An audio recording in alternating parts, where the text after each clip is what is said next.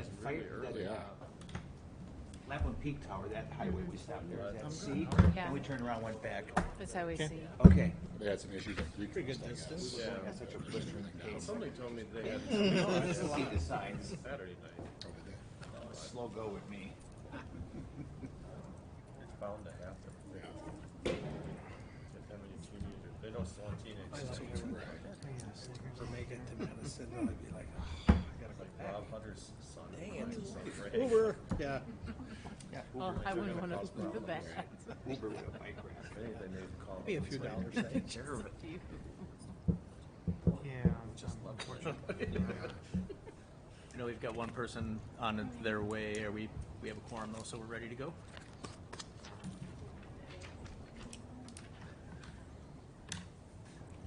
Put that in the capital improvements budget. All right. We'll call the meeting to order, and I will ask staff to take a quick roll call. Here. Nathan Kiso, here. Sagar Talani, Expected. David Rashka, Here. Alderman Vitale, Here. Alderman Haas, Here. here, Jason Kazmarek, Here. Dave Webking, Here. Melinda Diesky. Here. Patrick Slaughter. Here. All right, we have a quorum, so we will move on to item C, which will be approval of the minutes from our, I'll take them together unless there's an objection, from our meetings on August 1st and August 15th. I move approval. So motion, Second. Motion by Vitale, second by Haas. If there are no corrections or changes, all in favor? Aye. Aye. Anyone opposed? The minutes are approved. Thank you. Then we will go on to section D, and we'll take up item 3, and I will turn it over to staff. So each of you should have your first sheet, should say 2023 capital budget department requests. We just wanted to go through this department by department. Department heads can speak whatever they wish to the progress on their items. The first here is administration for the vehicle cameras. You want me to speak to that? So the first item on the list, last year we had wanted to put vehicle cameras in a lot of DPW vehicles. IT is currently doing a pilot to see if we could go with consumer grade equipment, which would save a lot of money. So based on that, we're going to see which way we're going forward. Likely it'll be less than. It should be significantly less than the $100,000 that we had in the budget, if we can do consumer grade equipment. Okay. And then next up, we have Patrick, if you want to speak to your development items. Well, all these items are still on hold. I think the pedestrian improvement one on 60th and National, we're working with us engineering to come up with some solutions. I think we actually implemented some temporary pedestrian crossing and speed sign through some other means, but the bus shelter, the farmers market, the inclusive park is just simply costs. The Liberty Heights Pavilion is actually estimated around $1.5 million now, so it's just the level of funding to get those projects done. Does the bioswale for Liberty Heights, can that be leveraged with MMSD Yes, GI money? it's part. We actually have that in our budget with the pavilion. Okay. And how about TIF money for some of these projects? Extending? Yep. Well, the inclusive park could be a TIF project, but we would have to. We just don't have any increment at this point Yeah. in that TIF to be Some able to pay for direction, that, I'd have to double check. and we don't have land control. Mr. Chair, Yeah. I believe these were all approved last year, so there should have been a funding source available. That was, if it's part of the capital improvement budget in the 2023 budget. Yeah, so while we're I'll double check that. I believe that's the case. So, This is just a review of what should be worked on. This is not what we're looking at approving. Oh, I'm sorry. Okay, That'll be the next sheet on the, that would be the 2024. yep. Yeah, gotcha. I'm not aware of I mean, if anything, we probably said we would try to get $1 million of CDBG funds, but it's still $500,000 over that. Okay. How's the school district responsive in this project? I mean, we're trying to get a partnership, but the level of partnership would be maybe around 200,000 towards it. So yeah. Okay. I think then if there's no questions, we can go on to engineering. Correct? Yes. So, a lot of these projects are under contract. 59th and 61st are under construction right now. The two alley projects were combined with Orchard Street, and Orchard Street just had its sidewalks installed. The next alley they're gonna start on is the 108th, 109th one, and then the last alley will be 58th to 59th. Arthur is slated to start August 21st. Boone is under construction. The lead service line replacement was postponed for this year because DNR changed the way the funding works. Used to be 100% principal forgiveness. Now it is not, so we don't have as many areas that qualify for principal forgiveness. So we're working with DPW staff and finance staff to come up with a funding mechanism for that project where we don't have to repay a loan or incur a lot of cost to us or to the residents. The parking lot was just awarded, so we're getting the contract. The parking lot between 75th and 76th just was awarded, and we're getting the contracts ready for that to be signed. The pavement patching and repair includes 3 traffic calming areas, one by Greeby's, one on 117th in Cleveland, and one over on 102nd in Lincoln. And then 84th Street is our primary patching area for this year. Pierce is under construction, almost completed. The PPII program, which was paired with the lead service replacements, was also postponed this year. It'll pick up again next year due to some funding issues. Our annual program of sanitary sewer relays, storm sewer relays, and water main relays are all either out for bids or almost out for bids. The sidewalk program for this year was postponed because the bids came in very, very high with only one contractor, so we postponed it to next year, and we'll combine it with the area for 2024 to make a bigger area, get a better economy of scale.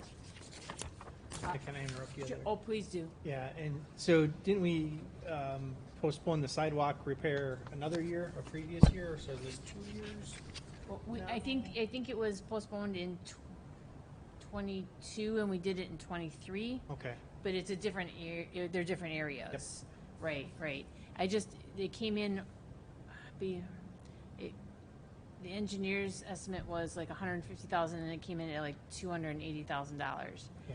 And the budget was $200,000, and so it's still $80,000 over budget. And it just seemed, especially with one bidder, it didn't seem appropriate to recommend that be approved. So we want Sure. to be good stewards of the city and citizens' funds. So Yeah, it all makes sense. It's just that I don't want to skip our sidewalks. Our sidewalks, I think, are starting to be noticeably in disrepair. Sure. So yeah, I get you. Thank you. But the goal is to do it next year and do it with and then the good thing is the areas are right next to each other, so it makes a really great bigger project where we're going to get hopefully this better economy of scale, save some costs for the city, and just make it a much better project. So Thank you. the storm outlet for the Kinnickinnick River is in a Milwaukee County park, and I just started looking at this, and my understanding is the county wants to charge the city a $300,000 permit just for the privilege of working in their parkway, and so we want to find a much better solution than that. So I never want to give the county $300,000. $300,000 Yeah, permit? yeah. It makes no sense to me, so we're not doing that this year. We'll look into that in the future. Can I we mean, backfill is somebody them smoke $300,000 opium for down there, cutting or what? 100 for 30 years?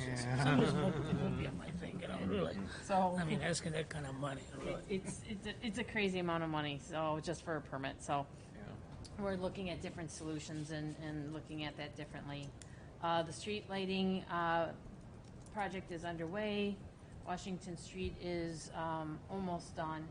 And then the Beloit, as Alderman Vitale can tell you, is underway. And there was progressing well, you know. Yep.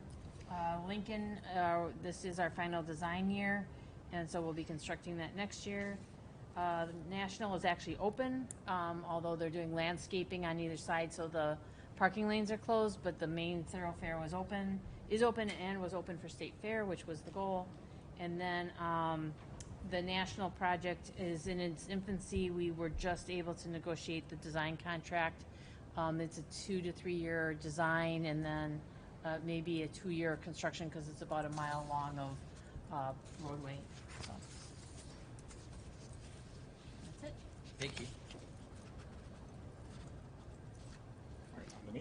Fire, yeah.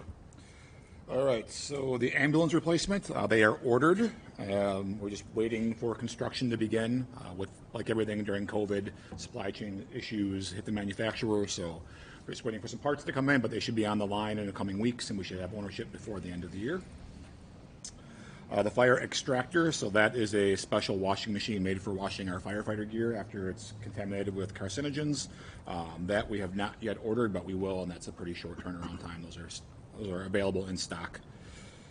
The nozzles, we're in the process right now of just finalizing exactly which ones we want to get. We got some on as samples, and we're just testing them on the training grounds to make sure we get the right ones. They last about 20 years for a set, so we want to make sure we make the right decision, but we'll buy those before the end of the year. The sedan, we are still making a final decision on the make and model. So last year we bought the city's first all-electric vehicle. We bought an electric Ford E150. So we ordered that early spring after the capital budget for this year was approved. That took a while to get in stock and then get upfitted. So now we've deployed that for about the past 4 months, and we've been seeing how we like the electric vehicle in the emergency response mode, and the feedback's been really good.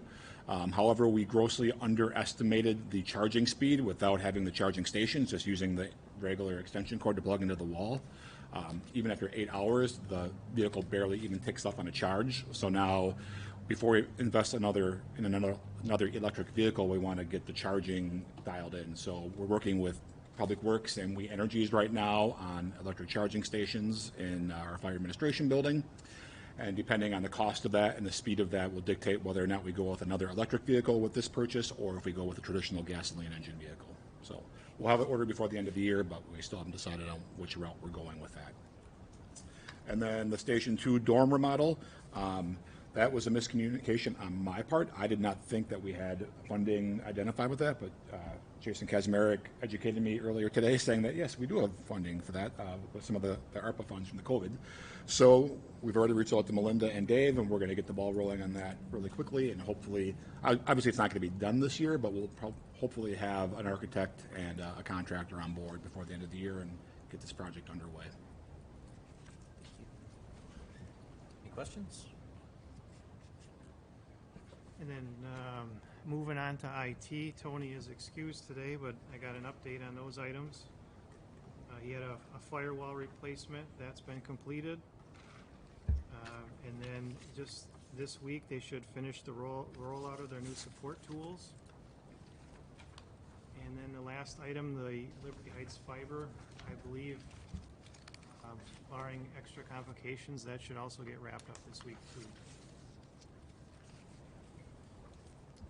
And then on to planning. Thanks.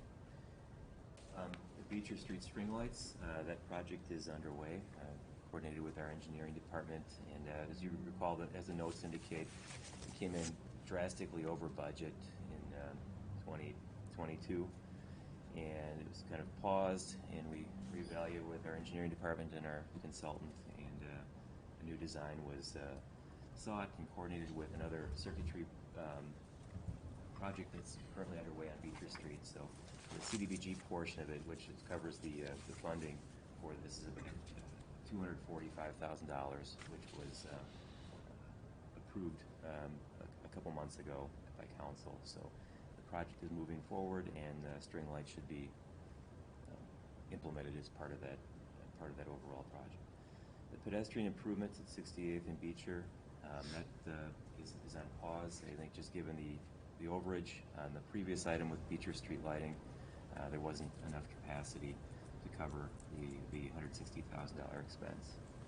So, like the string lighting project, while traffic safety and pedestrian improvements are needed at 68th and Beecher, we'll have to rethink that one with our engineering department and allocate. I know I was working with Dave's team. We have some crosswalks and some in-street signs that we're going to put in that area to help in the meantime. Thank you. And then the downtown pedestrian improvements, that project is on hold for a little bit. It was out to bid earlier this year. We didn't receive any bids to do the paint and posts in the downtown West Dallas area between 70th and 76th Street. The idea is to rebid that later, either later this year, fourth quarter of this year, or early spring of next, or early in the year next year in 24, first quarter, for a left of that contract.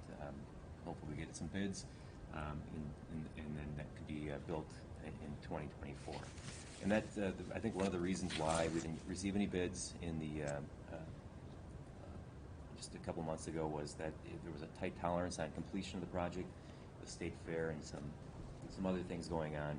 I think the contractors just decided to pass on it, given the tight tolerances of the due date and what was expected. So we'll try again later this year with the bidding, and hopefully have a better result towards implementation in the spring next year. Thank you. Any questions? Any other questions? Good. Thanks, Steve. Sure. Back to Jason. The ERP replacement, we've decided with this that we're not likely going to go with one system for everything, with the idea that not one system can do everything well. So at this point, we're working with USI, our consultants, and they're also recommending that we kind of break out the HR, payroll, timekeeping modules and select a vendor for that. So right now we're looking at 2023 select a vendor, I believe, with the goal of rolling that piece out in 2024.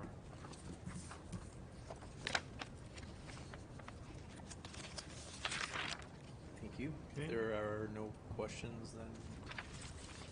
Go to Public Works. Yep. Thank you, Mayor.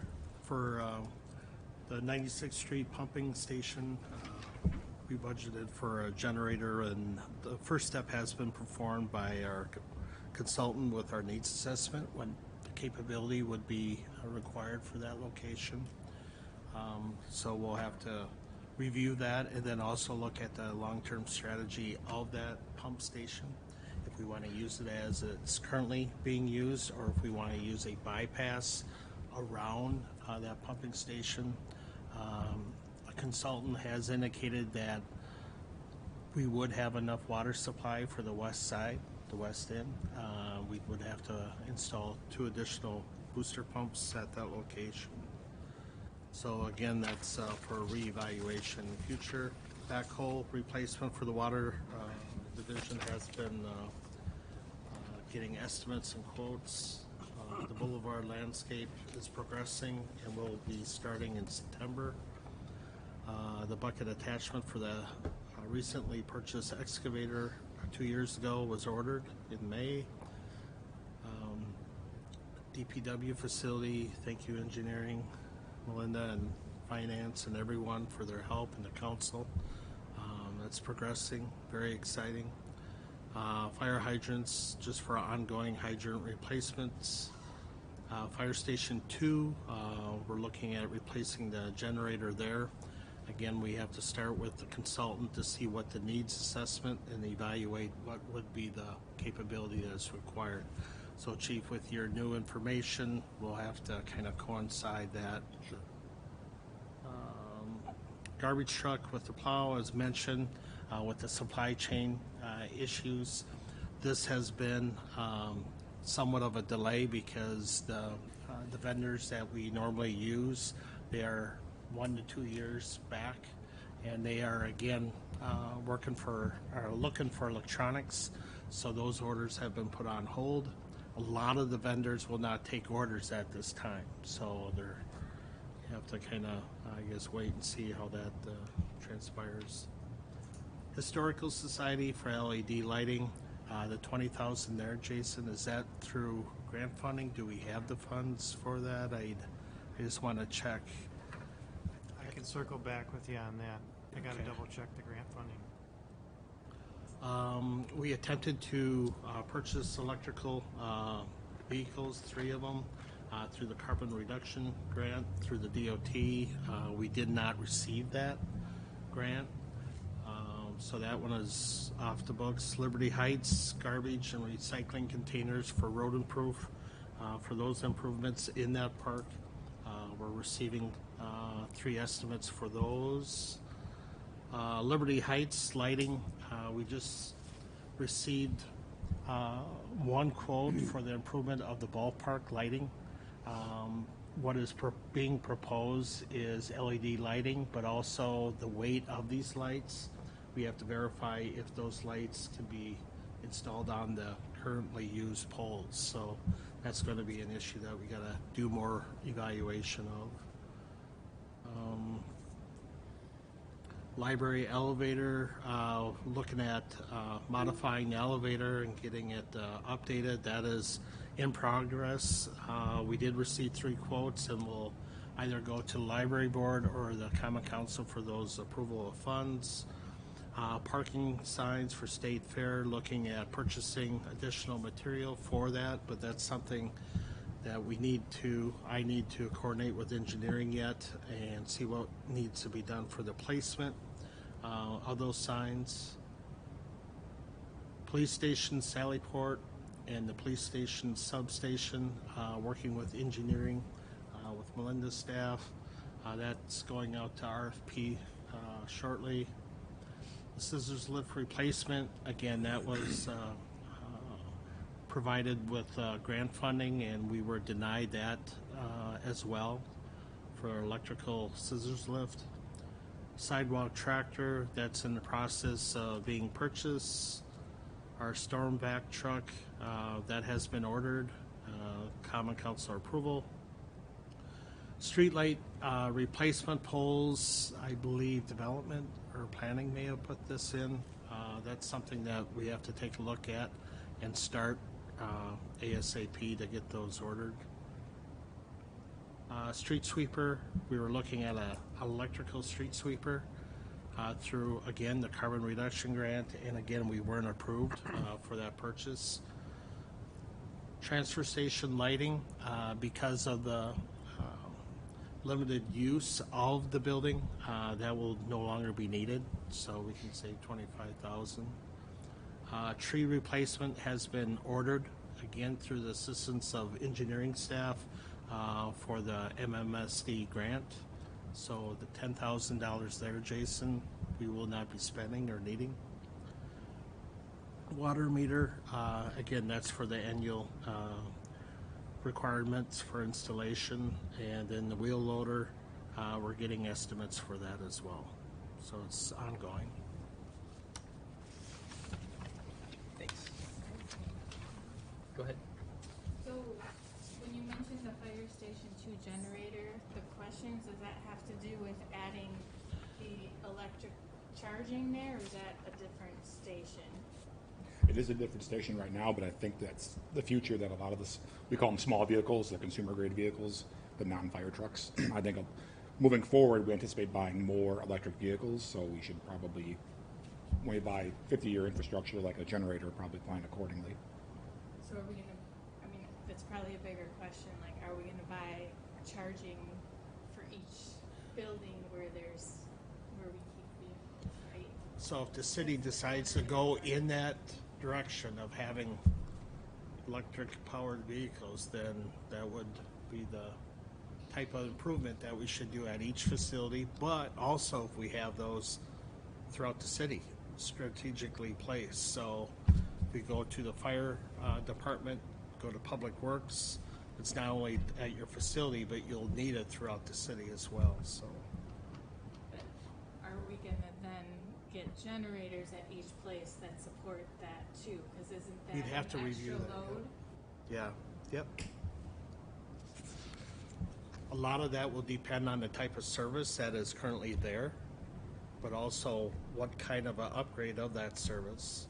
And that's something that we would have to communicate and talk to We Energies. Are they giving grants? There's possibilities, some grant monies Yeah. available. Jason Shack has been talking with Public Works, Electrical, and We Energies about different funding options that are out there. There was a Fetcher grant out there for charging stations that I thought I saw. There was A some. while back, wasn't it? Yeah. I'd still be out there. Under the infrastructure bill. If I had to guess, I don't think the charging station will have that much impact on the generator size. What are the odds that you need to charge your electric vehicle while the power is out? I mean, that's going to be pretty few and far between.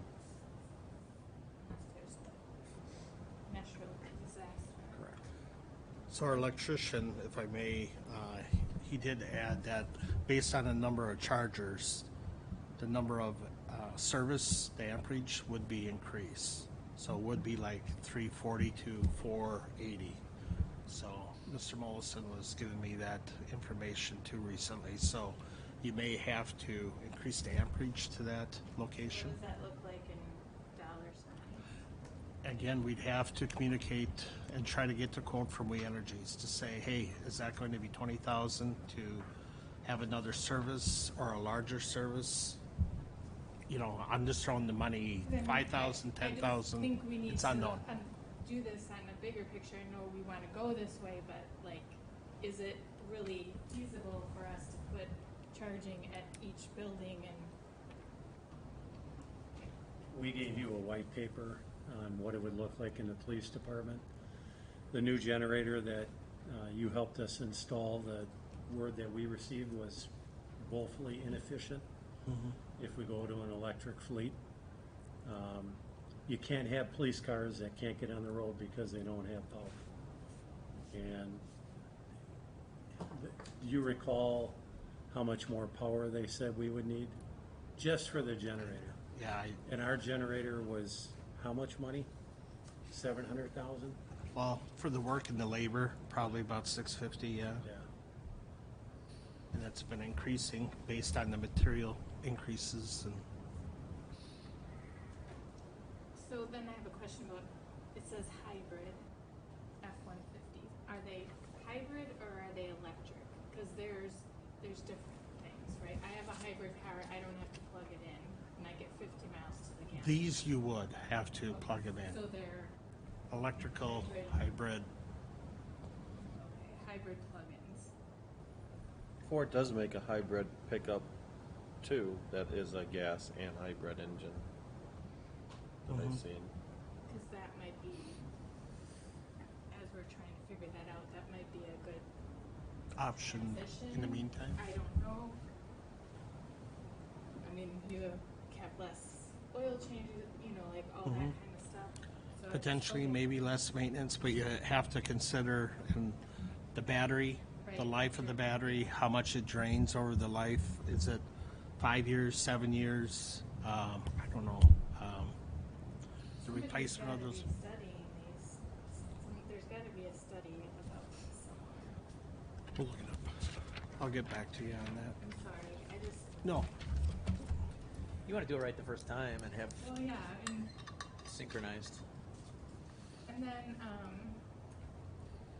the water meters, this probably doesn't have to do, well, does this have to do with the reading, the electric reading? No. Are we finished with that yet, or are we still having to? We have a few properties that we have to manual, and it's very, very low. 20, 30, it's nothing. Like a day to do Correct. that, because I know it used to be that we had like 2 people that would. No, walk it's around. all automated, pretty much. Everything is, yep, the readings. Did you want me to have staff to evaluate, I guess, the electrical? I mean, we can, We need to, I don't know if we need to say as a group or something that we need to probably look at how we're gonna deploy this citywide if we're gonna have to. again, the experts are fleet, your fleet person, our electrician. There's gotta be some cities that have studied it. I would think, as far as what it looks like. Who's calling Madison? Yeah, they're Madison, right. sure. They have an electric fire engine. Do they? Oh yeah, Yeah. from Pierce. But only one though, so it's, makes you wonder. Right, yeah. Yeah, I don't want to be a beta. Yeah. Yeah. I'll go on the record and say that for the next 5 years, we won't have any electric fire trucks. It's not something that I'm going to ask you to buy.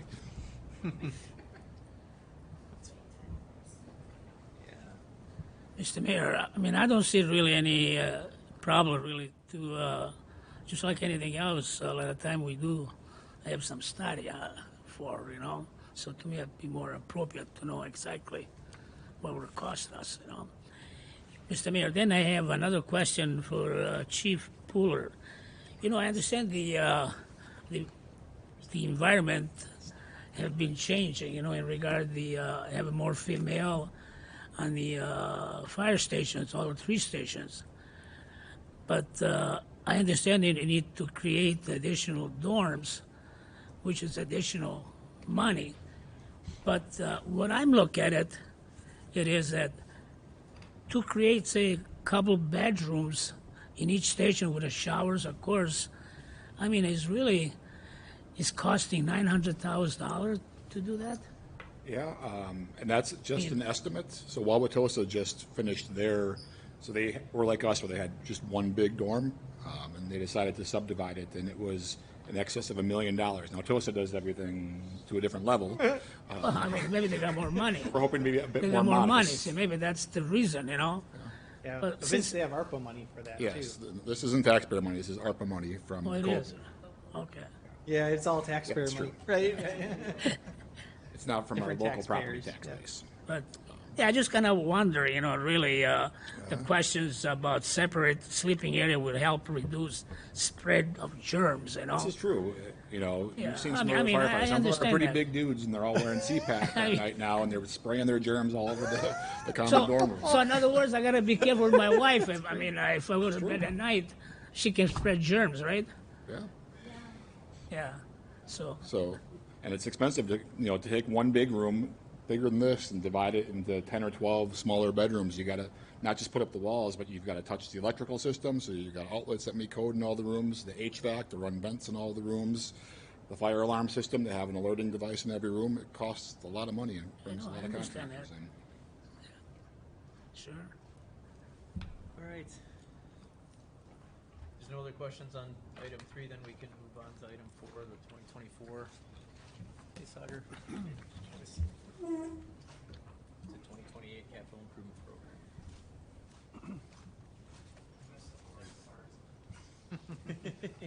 Good time to show up. And first up is administration. So the first thing is just putting blinds in our customer service center for additional security when they're not open, when we're open for voting or different things. It would be helpful have that closed because they're handling money, they're counting money, they're handling checks. I don't know if it's going to be $5,000. That's just a guesstimate that I put in there. So. Would these just be regular like Yeah, I mean, we IKEA could get- blinds or? We could get some really substantial ones, but yeah, I mean, like we have IKEA ones, it could probably Retro get it fit for those. like less than 1,000. I mean, Yeah. we'll see. So Okay. that's what that is. And the next two things, and the last thing were the police department was getting some quotes on these items, so we decided to get them here too, just because of the public's access here and the challenges that possibly could arise with events. I'm a little nervous about the election next year and the safety of staff and things like that. So there's bullet resistant panels for the council. That's around the dais. That'll stop for a few seconds, but pretty much there's no way to get out. So I don't know, unless we move to a new building, that we can actually set up with security in mind. I don't know that that's a good use of resources. The bullet resistance glass, again, in the customer service center for protection. I believe the police department is getting that in the front of, for their staff there. And then I'll go back to the operations study, but the riot-proof glass, so that has to do with the front doors, so people can't break them, come in, and then we would have likely, not this room, because that would cost a lot, but like the glass doors on this lower level and the first level that actually go into the building, so people couldn't get in. That I think is probably a good use of resources, as long as we're gonna be in here, and especially with the upcoming possible issues next year.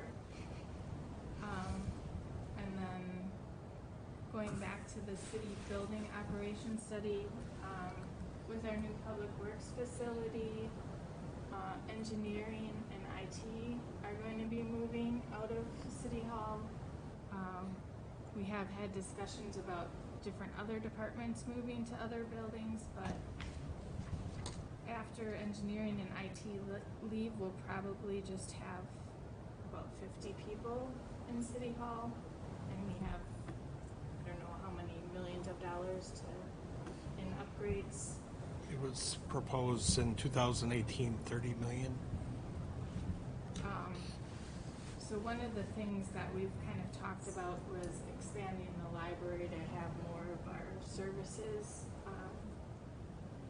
in one place. So I was asking for a study to look at that for a long-term solution for us to move out of City Hall. That's what that is.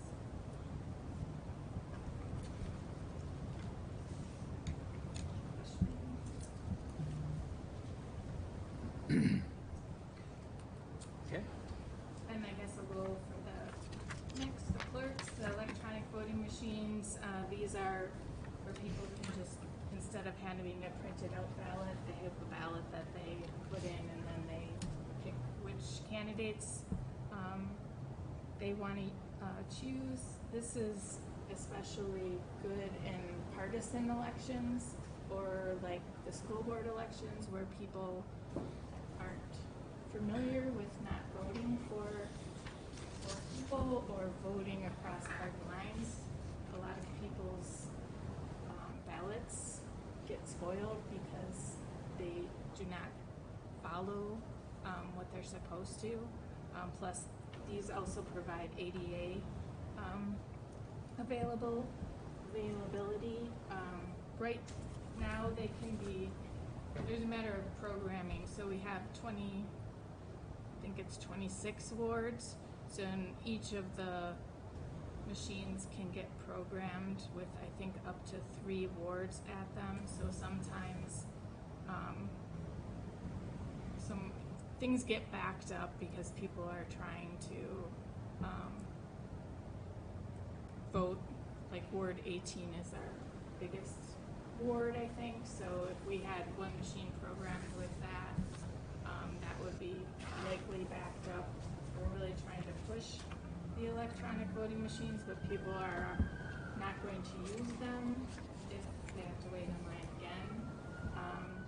But they are $5,000 a machine, and we're requesting 25. That would be if we got everything we wanted. There is one grant that we can get for $750. I'm not sure if that's even worth applying for. It might cost us more to get the grant, but I'll apply for it. So that's what those are, and then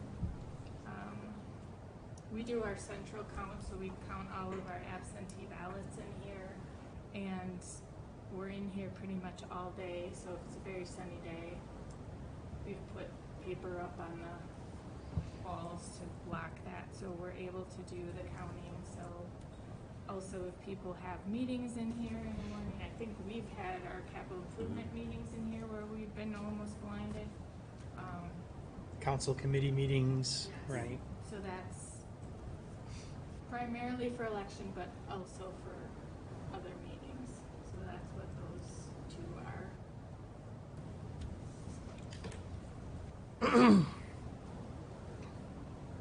Okay. Questions? All right. Mayor, farmers market lighting project. We did get a design, and then the cost came in around $400,000. I think we might be value engineering that currently. I think there's a meeting later this week on it. We probably have around $240,000 in CDBG funds for the project, but you can see we'd have to somehow value engineer that project down or find some other funding to do that project. Liberty Heights Pavilion, very similar. We have to either start a capital campaign or truncate the project somehow to bring the project down. But what I hear from consultants is no matter what the size, these things are very expensive because they are, well, you build them very strong, make sure that they don't get vandalized and things like that.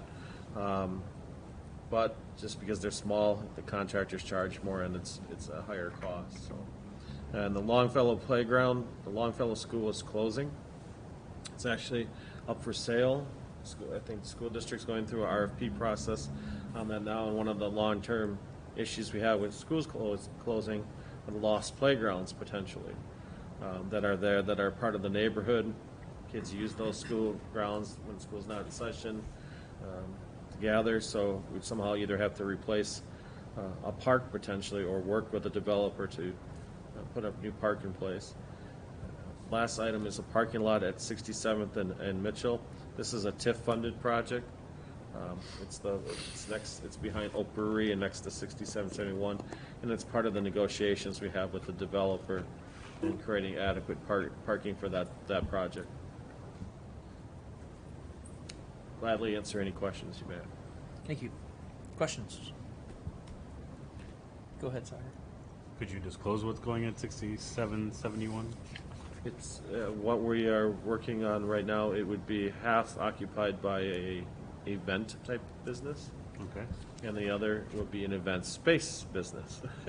So it'll be like a hall, but the business like what's planning to go in there is related to that type of field. And hence the parking related to You it. need parking to be able to have events, yes. And OPE has been doing really well too with events, and so our goal is to have a shared parking field for both venues. That they would be CDA owned but managed privately.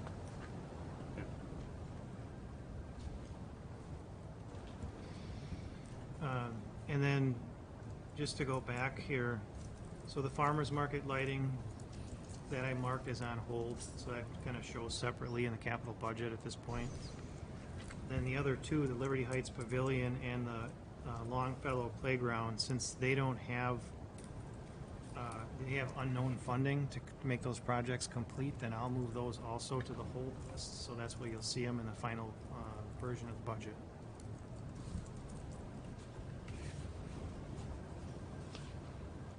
Thank you. If there are no other questions, then we'll turn it over to engineering. Okay, I did not really review what Pete had suggested for 2024, given my short time here, so I took what he had pretty much at face value. Although I was able to coordinate with DPW on their ideas on streets for not only this year, but for a 5-year capital budget. So most of the streets, 118th, 77th, 89th, Pierce, Rogers, all were already set. Mitchell Street was also set. And as I talked with staff a little bit about it, and we dove a little deeper into it, there are some significant storm sewer issues with this. There's 3 storm sewers, and some of them like sizable, like 72-inch storm sewers in the street. And we're trying to figure out a way to not have 3 giant storm sewers in one small street. So I would like to substitute a different project for the Mitchell Street. I talked with Jason this afternoon about it, so we're going to move a project from 2025 South 86th Street from Washington to Greenfield, and put Mitchell Street into 2025 to give us more time to look at that storm sewer issue. And we picked South 86th Street because on the list from DPW, it was one of the prime streets on that list to get done.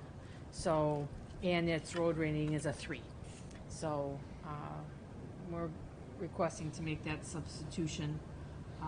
It's actually, the 86th Street project is 1.7 million all in, and the Mitchell Street is 3.3 million. So we're having some cost savings by substituting that project in 2024 and pushing it to 2025, and hopefully we can bring that 3 million price tag down in 2025 when we figure out the storm sewer problems better.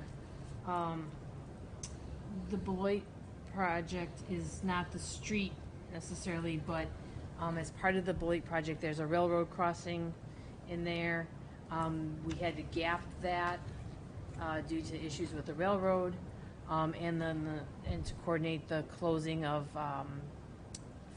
the crossing at South 55th Street. So that's the project that's on the list for 2024. Again, Lincoln is being reconstructed. Some engineering and construction start next year. Planning for National Avenue. We put in for 2024, it was called the Washington Street Extension. We're trying to call it the new street, because people are getting very confused when you say Washington Street Extension. They think it's going right through the town center, and that is not the case. We had a lot of people come to our information meeting, and as soon as they saw that, they were like, I'm out. So, so we're working with DOT. Patrick's team has been instrumental in working with the developer or the owners of that land, and helping us figure out whether the railroad spur tracks are needed there or not, and we couldn't do those conversations without Patrick and his team, so thank you very much, Patrick. And we're fingers crossed we can. I think we're on the right track there. Sorry. That's a great pun. That's a Get one every once in a while. The DPW facility is moving forward. We put we budgeted $3 million for the engineering architectural costs. We're out for RFP right now, so should have someone on board later this year. The Greenfield Avenue is what Steve had talked about earlier, moved to 2024 due to no bids. We have it's the patching program, and we'll determine those areas next year. Pierce is the PPII program is coming back. working on getting that area all put together for next year. The sidewalk program, again, we are gonna combine it with the delayed one from this year. We added, the streetlight circuits, we worked with, Don Molson to figure out what the next area is with that. So, that's another project that will continue, for next year. I added a line, called traffic calming program. And I took the, because we normally have been, combining it with pavement patching, but I wanted to break it out so that we could, as areas come up, and we always have these little projects, like stop bars or, trying to make stop signs better, or islands that come up where it's not something that necessarily you're going to do. We would have it, a budget set aside for that, rather than trying to fit it into a patching program and then determining how much left is for patching. I just put a value to it. So we'll be determining those areas in the upcoming year. And then another street and the water main relay. Are you working on like a criteria for the traffic calming? Like what would qualify, what would be the best use? We have some of that. I guess there's a program already that the city has, so I think we neighborhood would traffic rely on management. some of that. Okay. As the starting point for it. Sometimes I'll get a complaint, and some of the council members might too, and it's like on a dead end street that's a block and a half, which doesn't make as much sense to me as something in Right. busier or more near a playground or a school or Right, and it wouldn't have to be necessarily a structural thing like an island or a traffic circle. It could be a stop bar. It could be just something very simple, or just a crosswalk. It encompasses all those traffic calming, pedestrian safety kinds of things. So. In some cases, we gotta get those black bars. Mr. Mayor. Yeah, Vince. Yeah, I have a question about the Mitchell Street to 56th to 60th regarding the reconstruct concrete. So we did, I believe it's got to be 8-9 years ago, we did it from Greenfield Avenue to Mitchell. So it's all replaced concrete. So what really at that time, there was a lot of work with the, right on 56 with the main sewer, which is pretty big and deep. So was a lot of work done on that corner. So as we know, going south from Beecher, all the way to used to be a steel company right on Electric Avenue. There is a constructed storm sewer from bricks and mortars, and still over 120 years ago was built that, and still is so intact. There's no problem at all, because back then I think they put some cameras down there, and that's unbelievable. So I don't know if it's connected right at Mitchell and goes down to Connecticut River Parkway. I think it goes right out to the Parkway down there around 57 and 56. So it's something like I said, gotta be look at it, in regard to once we do Mitchell Street. I mean, to me, it's gotta be done. So I'm for that. Thank you, Mayor. Thank you. Thanks, sir. We'll definitely keep that in mind. Yes. All right. Then we'll move on to fire. All right. So our first request is for 4 new ambulance cots. So the price tag is pretty shocking at $210,000. When I first became an EMT back in the 90s, you could probably buy 4 ambulances for $200,000. Now it just buys the cots.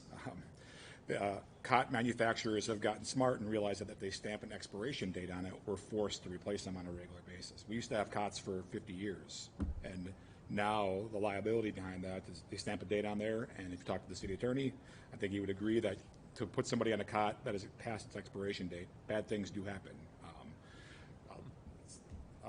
Well-known little secret that we did drop somebody on a cot years ago, and that person died because of their injuries. So it's important to have cots that meet current standards, which would include having one that's not expired. We're due for 4 new cots this year at the tune of $210,000.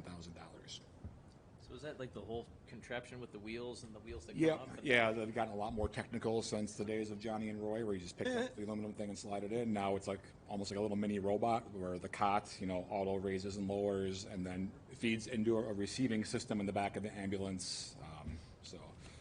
They're also rated for like DOT crash stuff like that they never were before. There's a lot more technology and engineering that goes into a cot compared to what it was 25 years ago. Second ask is for new CPR machines, and I don't have a quantity in here. I apologize for that. That's 2 or 3. But if you've seen ambulances in action in recent years, very rarely do you see humans performing compressions during CPR. Now it's like this CPR robot type thing. So we've deployed those probably 8 years ago now in all of our ambulances and fire trucks, and those also expire after a certain amount of time, and they're very complicated computers inside there, and the old version that we have from 8 years ago was no longer supported by the manufacturer, so it's time to move a couple of these out of the fleet and replace them with a couple of new ones. In our opinion, that's mission critical equipment nowadays. It's not really it's not a nicety, it's a necessity. And then harkening back to the conversation we had earlier about electric vehicles, we do have a price. This is just based off of conversations with We Energies for $50,000. I think that would put up to 4 charging stations at our fire administration building. Jason Shack is the expert on that, and what I'll have him do is get together with Dave Webking's staff and try to draft an email to you guys kind of outlining at least what the two of them know. My understanding is with this price, there is some sort of incentive with the We Energies where you get X number of dollars back on your utility bills moving forward to help offset that cost. But Jason would be the one to answer that question more specifically. And just quickly on that subject, Mason, those charging stations would be outside of the fire admin building, is that correct? Still to be determined. So we did pour a concrete slab next to the garage at fire administration, kind of took out part of the garden area that was there. With anticipation that's where our first electric vehicle would go, and that's where the charging station would go. The second one, if we do end up with a second electric vehicle, likely would go in the garage at fire administration, so that would be a charging station indoors. If we wanted to go beyond 2 at fire admin, they'd have to go at the angle parking, but that's public right away there, so we'd have to talk with engineering about how that would look, if that's even possible. The other option would be in that parking area between the fire station and the fire administration building. Right now, that's 24-hour firefighter employee parking, not city-owned vehicle parking, but we could reimagine that space maybe and put the charging stations in there. We're talking with other fire departments that do this, and the outdoor charging stations seem problematic because you have to have the door of the charging receptacle open on the vehicle, and in our climate that could be bad. Like overnight, if it's storming, you get ice and water building up, and now maybe you can't get it unplugged, or if you get it unplugged, you can't get the door closed again on the charging port. So before we decide for sure if we want the charging stations indoors or outdoors, we got to have some more talks. Thank you. You said this was for 4. Correct. Next one is some fire administration building brickwork. So this is probably the lowest priority of all of our asks, but also one of the smaller dollar amounts, $15,000. So if you've ever been to the fire administration building, there are 2 public access bathrooms on the first floor. And that building, the history of that is it used to be a fire station from the 1930s up until 2004 when it was remodeled into administration buildings. And they tried to keep the aesthetic same look. And at one point that was like the kitchen dining room area. And so we've got 6-foot tall windows right next to the commodes. So as you're doing your business in the morning, you're looking out. They're just double pane wood windows. You're looking out at the neighbors, and there's blinds on them, but they're also extremely poor quality. So like in the winter, the blinds are blowing in the wind, and dust actually blows in from the outside into the bathrooms. So my thought would be to brick those windows up 3/4 of the way and just put a tier of glass block at the top. That would drastically increase the energy efficiency and drastically increase the security. Now, it doesn't sound likely that somebody would break into the fire administration building, but about 8 years ago, we had somebody that found an unlocked door into our building, gained access to the building, and tried to steal a bunch of computers from our building. Now, luckily, they were caught by a fire department employee, but people do weird things. So if we could brick those windows up, it would increase security, increase privacy, and increase energy efficiency for the building. End of the day, if that ends up not making the cut, I completely understand, but I wouldn't do my diligence if I wasn't asking. And that was a quote from a mason in town somewhere, so it's a pretty solid concrete price.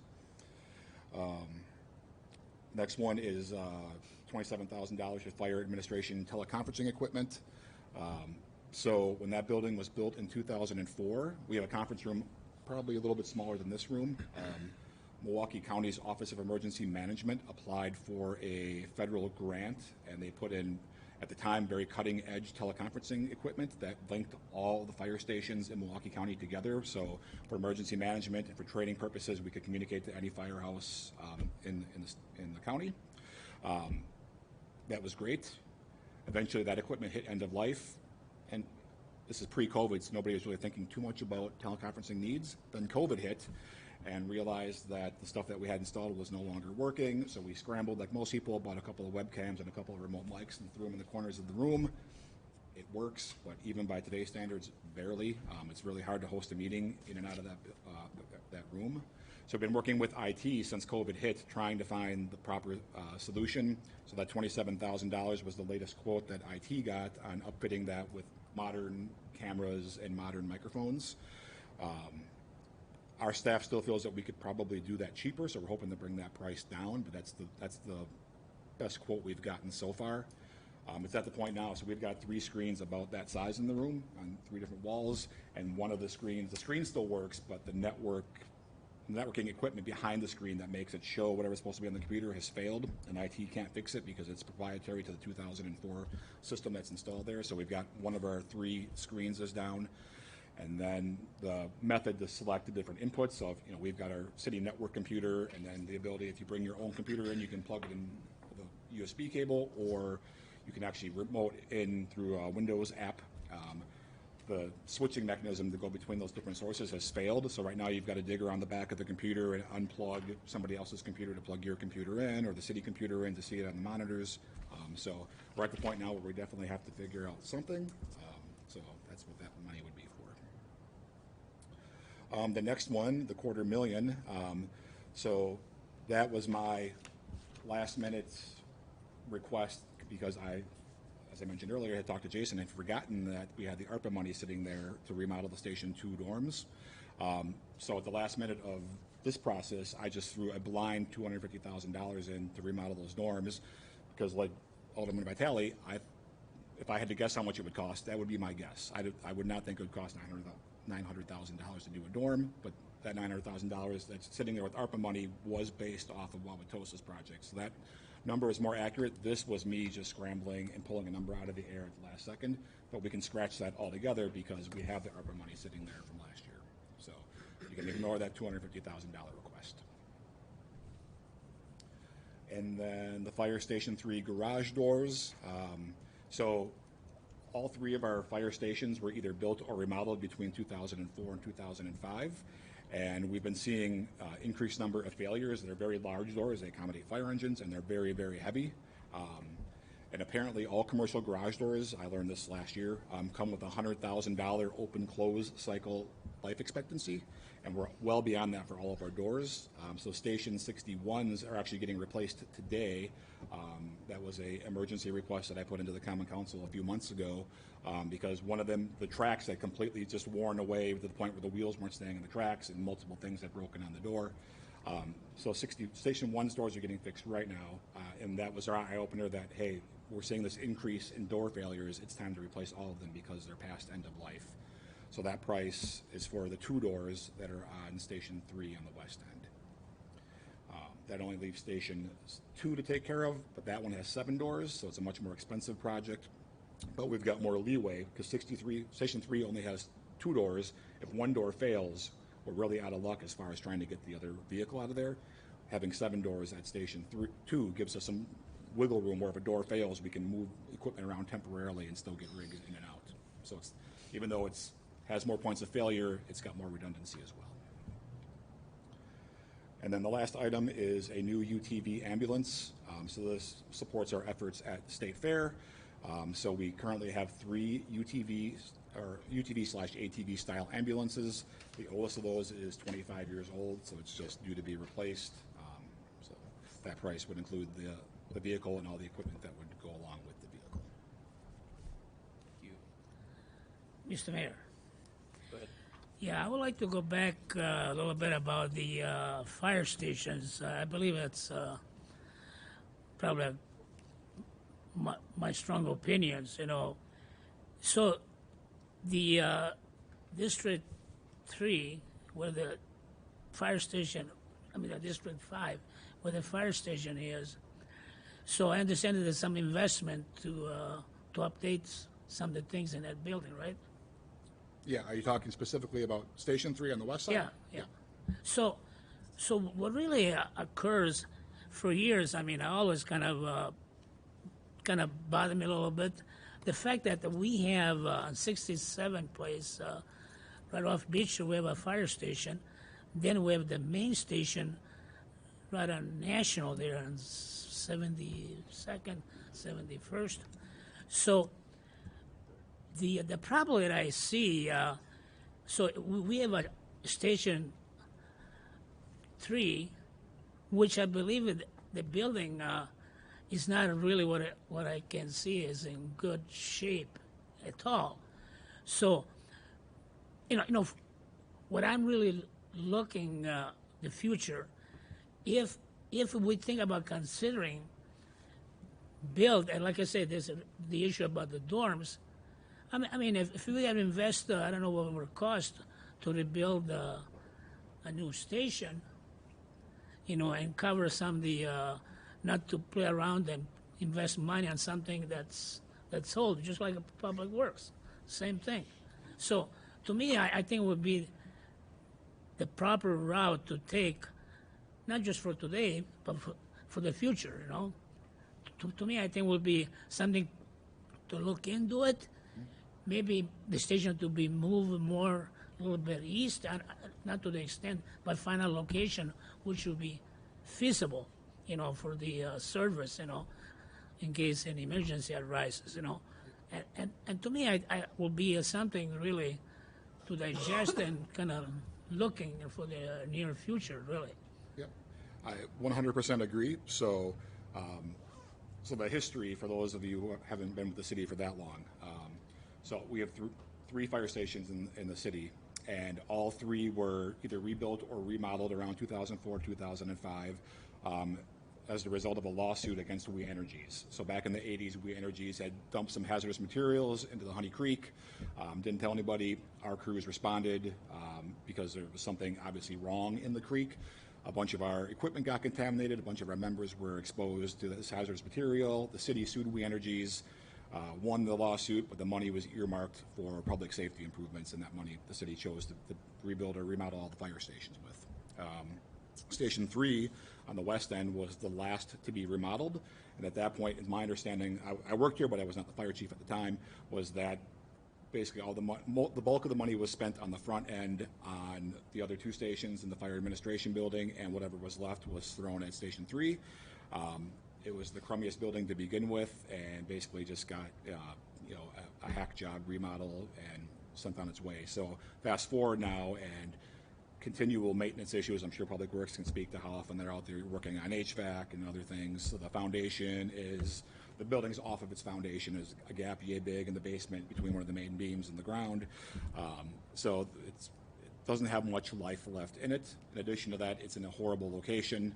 We've continuously failed to meet national standard response times on the west end of the city because the building is fairly far north in our response territory, but yet we go so far south that you can't drive safely from Station 3 to the far southwest corner of the city within national standard times. So ideally, we'd rebuild that station somewhere still in the Highway 100 corridor, but for maybe a mile or so south. That would give us a new station and end all these maintenance issues, and it would enable us to meet national standard response times. Problem is finding land and then pulling the trigger on building a station. You can't build a station of that size for less than probably at the very cheapest $7 million right now. So I've mentioned it a few times to this body, to our Police and Fire Commission.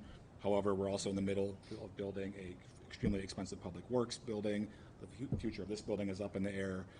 So I don't think it's the right time to ask you guys for $7 million. So you guys are the capital improvement committee, though. If that's the direction you say you want to go, talk to Rebecca. We'll get it done, but otherwise, we still have to have firefighters living in that building 24 hours at a time for the next however many years, which means some of these things have to be fixed. That's a decision I guess you guys have to make. Thank you. Any other questions? Then we'll go on to IT. So IT just has a one item. Definitely be better. You know, all the servers have operating systems. It's reaching end of life. It's a Microsoft system, I believe, and they just need the latest version so they can keep support. Okay. Planning? Thank you, Mayor. First item we're requesting is for the Beloit Road housing roof replacement. It says on here about two roofs to be replaced, but after receiving some bids, I think we can actually get 3 done for that $120,000 number. All right, something cheaper. Right. The city bike racks. This is a continuation of a program that we've implemented. We've put racks throughout the city, a lot of redevelopment areas throughout the town. It's business friendly, it's biker friendly. It'd be city branded bike racks, and we purchased about 30 of them at the tune of about just over $11,000. The Hope Trails is an inspirational signage project and walking inspirational type of thing in city parks. And we're working with our health department. They received a grant, and we would allocate, I know it says on here about $30,000, but we'd allocate $10,000 of that grant money that the health department received towards purchasing signage and just sort of creating some walking within existing walking paths within parks. So, for instance, at Clents Park and Liberty Heights Park, Vets Park, for instance, they all have existing walk paths. We utilize those paths to create some inspirational signage around the parks, offer some facts on getting help if mental illness related types of things. So it would work well with many of our city parks. So we're looking at that project, allocating about $10,000 towards it. So I guess we can just subtract $20,000 off the 30 there. Liberty Heights Skate Rink. This is a project our Liberty Heights Neighborhood Association is currently, they received the ice rink from Kegels, and over the past couple of years, I think the fire department, DPW, have helped out quite a bit, setting up the rink and getting it out there, and then flooding it during the winter time, and then weather cooperates sometimes, and then it doesn't other times, and it's a really inconsistent use. The association, the neighborhood association, does have, I think, 75 pairs of skates, and they sell or give away hot chocolate and things like that. And kids and adults alike use it when it's available. However, they're looking for something more permanent year-round that would be set up once, and it could stay in place at Liberty Heights year-round. Could be used in 90-degree weather or 20 below degree weather, and the surface is a synthetic surface that you can skate upon. And I've heard that New Berlin has something like this near their library. I haven't seen it yet in person, but I've seen others throughout the country. It's kind of a neat thing. The cost of that, we've had earmarked here, is about $65,000. Then Reservoir Park pickleball. This is a request. Alderwoman Grisham indicated that Reservoir Park would be an ideal location for a couple of pickleball courts, and contacted our park consultant for a quick estimate, and about $150,000 would be needed. And it doesn't include any lighting. It would just be the courts, and there is an existing grass area at Reservoir Park that could be utilized near Lapham Street for the game that's pretty much trending across the country.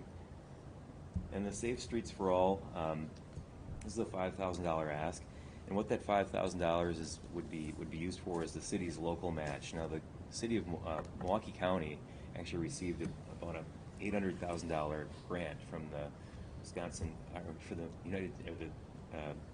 federal government, US DOT, and Milwaukee County is going to be giving out roughly about $20,000 to each of the 19 municipalities within the county. You have to apply for that, and the county's asking the buy-in to get into that is $5,000 locally. So if we paid $5,000, we get into a grant. We can get up to a $20,000 grant, and if not all 19 municipalities apply, potentially more. So it does offer, I think, West Allis an advantage to improve some safety. It gets us a plan for safer streets, and also opportunity to apply for other bigger grants through USDOT and so on. Mr. Mayor, I have a question for Steve. Sure. Steve, is the older person, Trisham, she knows where the money is coming from? That we don't have money. The source of that isn't indicated. I mean, we could take a look at CDBG, but I think there's some issues with the income eligibility within the Reservoir Park area Yeah, we that don't we have to have be that careful there. I mean, about. So there's we no don't money really have for a it. source for that. And then additionally, we should probably do some more, park plan to see where it's Yeah. most appropriate. It's a very good idea.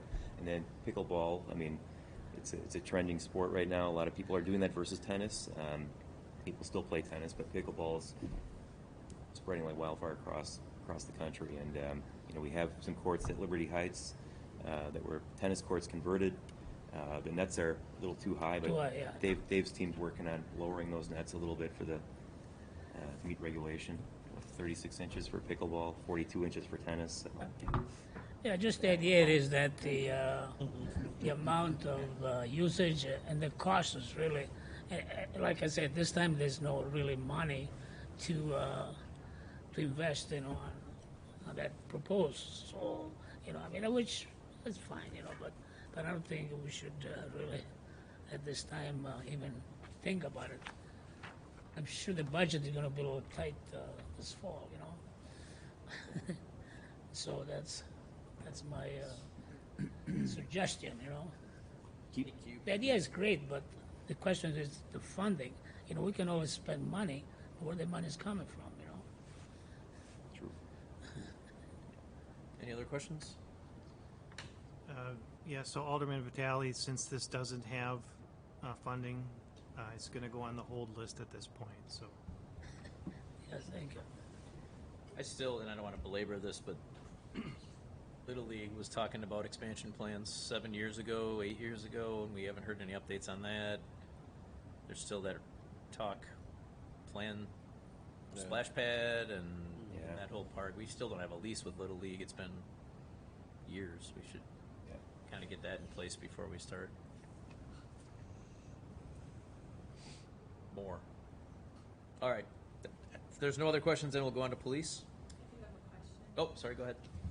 With this skating rink, is there lighting around there? In the area where the volleyball courts are, there is some lighting. So it's kind of on the southeastern or northeastern portion of the park. Yeah. Yeah. So. So I think you would need to add more lighting. Okay. And it doesn't cost to keep this cold, It's like a slippery surface that you skate on with your skates. is there maintenance? Over time, I mean, these things do wear out. So there would be maintenance costs that have not been, factored into this. So the lifespan, I mean, I guess depending on the use, it could be 5-10 years. We'll get a synthetic Zamboni. Right, how do you sweep it? You got to put skates on to Synthetic sweep it. lights. You hire a curling team. Oh. It is there. I mean, there's There we go. a possibility too for how just parks generating revenue, whether you lease it out to hockey groups or clubs or something occasionally, maybe one night a week or something. There's maybe a chance to generate some revenue, that type of thing. Would it pay for the cost over time? I guess that remains to be seen. We have to we have to really maybe take a harder look at that to see how that could work out. So Steve, that same thing then, CDBG is earmarked for the construction, but then CDBG can't be used for the maintenance, correct? Correct. Right. Yeah. So it would fall upon city or some other maybe private groups. If you get hockey locker or hockey clubs maybe to be kicking some. What if the Pettit Center would have any Pettit, interest maybe something. Yeah. in the off season? Well, I guess they don't have an off-season because they're New indoors. Berlin has it, and unfortunately I haven't checked it out yet or talked to anybody in New Berlin to see what their experience has been like with that. And I'm kind of curious. And then when we talked to the parks consultant, he said there are a couple of places around Madison adding them. Yeah. So, okay. It'd be interesting to know their experience, like how often are they gonna have to fix it, like, when we have issues with people destroying bathrooms, are they gonna Right. go and destroy this? Yeah.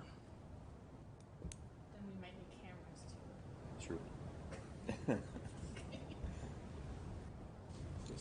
Any other questions?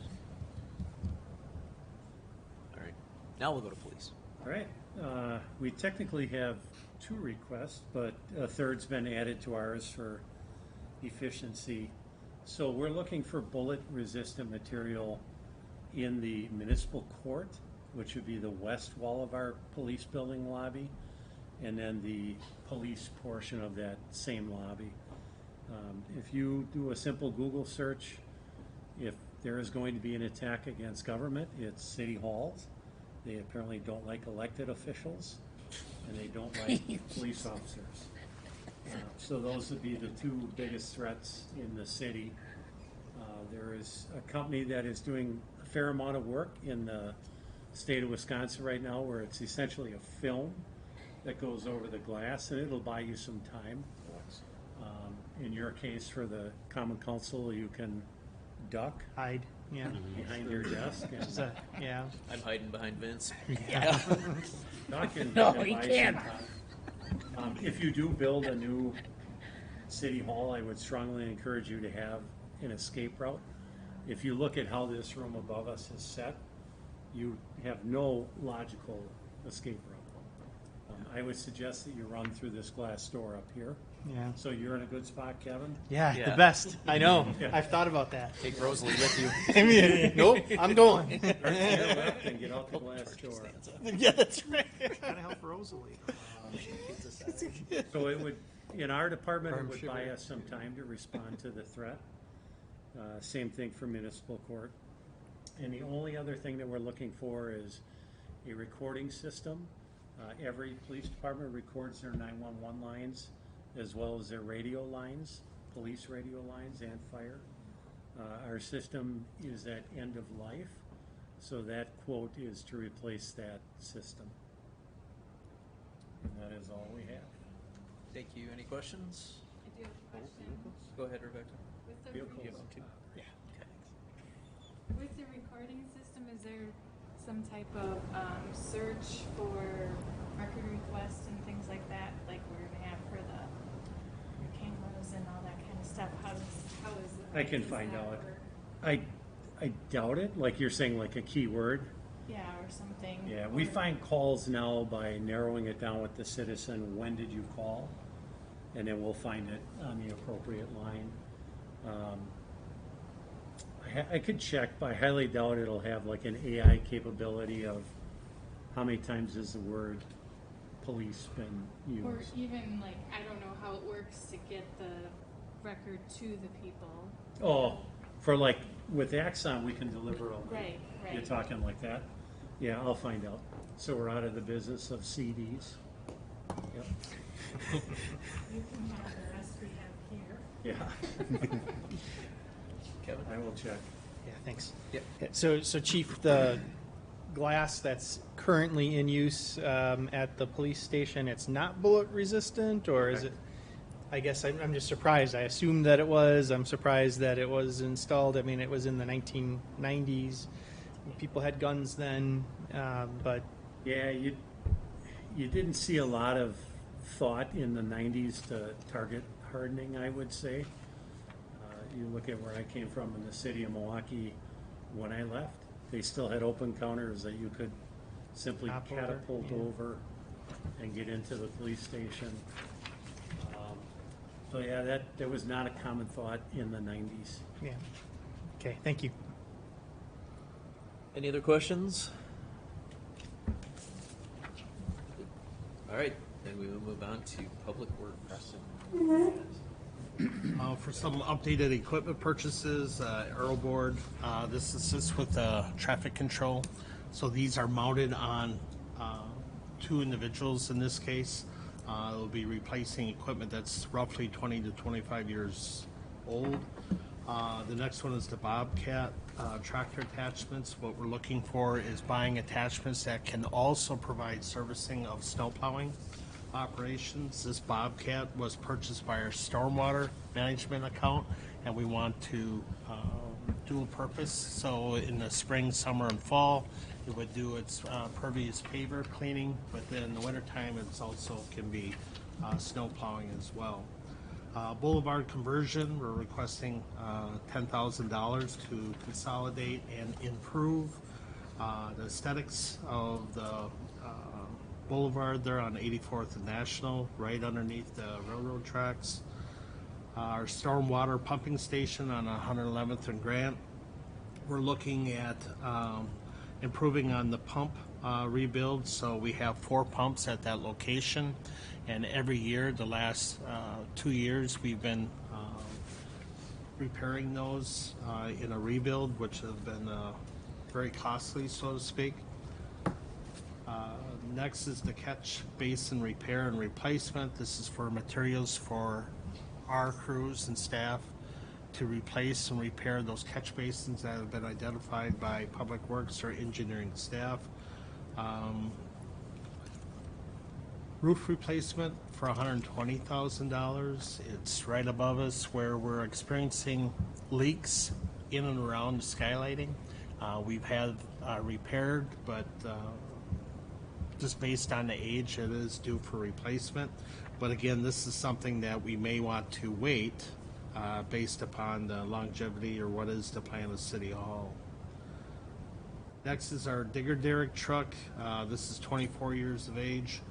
This is a piece of equipment that can help with the placement of long streetlight poles that are for our street lighting project, as well as any street lighting that may be knocked down in crashes. Our drill rig truck, this is replacing a vehicle that is approximately 20 years of age, and again, this assists with the leaks, identifying specific locations of where those water leaks may be in a lateral, or excuse me, in the main. Then we have a dump truck that's replacing a dump truck that's been here for 22 years for $90,000. Fire station generator, as well as the fire station tuck pointing. The tuck pointing project was proposed, I believe, in 2020, was delayed. And now, given this information that Chief Pooler indicated, if it is funded, we'll go ahead and try to address this as well during the construction process. The generator, we're seeing an increased cost for the generators, and the police department has experienced that as well. We originally budgeted for $325,350, and it's already seeing $625,000, I believe. Fire Station 3, we had some issues with the air conditioning systems. The refrigerant is expired, so we're basically had it repaired with the existing refrigerant, but the next time it's going to be where we have to redo the whole air conditioning system at Station 3. So that's something that would be approximately, at least at a minimum, $55,000. Generator at our 84th Street pumping station for our water tower. That's due to be replaced.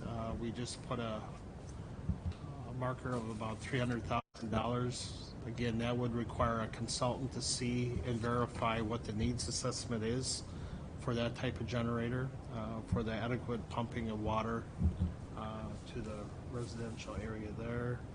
Health Department, tuck pointing, asking for $25,000. This was originally requested in 2020, and it was postponed at that time due to other projects. Hydrants, we're just looking at the annual replacements for $100,000. The library roof, we're looking at severe leaks. I was just notified earlier this morning that there's a existing leak that has been identified again in the large area of the library. So we may be fixing or having a construction consultant come in sooner rather than later.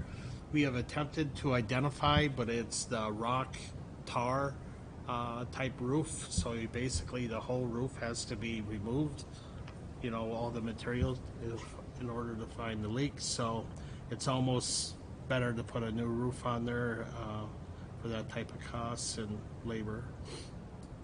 Pickup trucks too, they're replacing 20 and 22 years vehicles for $90,000. We did put a placement holder of $500,000 for the private lead service replacement if funds are needed in the future. Electric soft starters, again, this coincides with the pump replacement or rebuilds at the stormwater pumping station on 111th and Grant. We're also looking Dave, what's at, a soft starter? so it's a starter to get the pump going, so it ignites and gets the energy to the pump. Okay. So that's been approximately 30 to 35 years of age. Thank you. Refuse packer, we're just changing that out, reevaluating our fleet, and that would be proposed to replace a refuse packer of 23 years. Recently, we did receive some updates regarding the electrical wiring at our reservoir pumping station on 96th Street. Again, we're looking at the long-term use of this facility, but the wiring is approximately 63 years of age.